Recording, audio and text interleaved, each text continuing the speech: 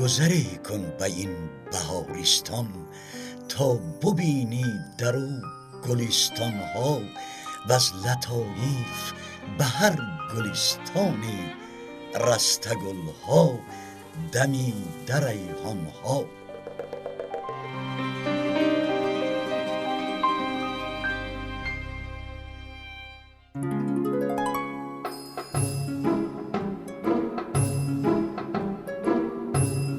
یک کژدمی بود و زهر کشنده در نیش داشت و تیر بدکاری در کیش.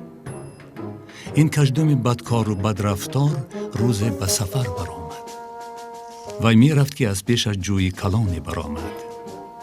آب جوی زیاد و پهن بود. کژدم به لب جوی آمد و حیران ماند. نه از راه خود پس می گشت و نه از ترسی غرق شدن پیش می رفت. در لب جوی سنگپشتی میزیست. این حالت کژدم را دیده به وی رحم کرد و گفت: بیا با پشتم سوار شو، من تو را از جوی میگذرانم. کژدم از این مهربانی شاد گشت و به پشت سنگپشت سوار شد. سنگپشت مهربان در پشتش کژدم به آب پهن و روان جوی کلان به شنا درآمد تا او را به آن طرف ساحل رساند.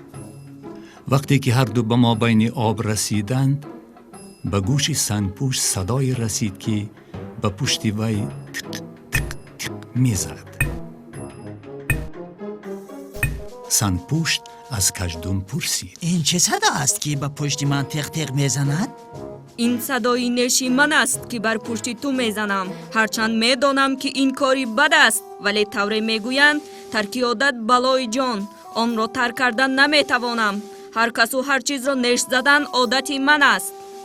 سنگپوشت خود به خود در دل گفت: بهتر است که این بدسیریشت را از این خلق و خوی زیشت برهانم و نیکان را از آسیب وی ایمن گردانم.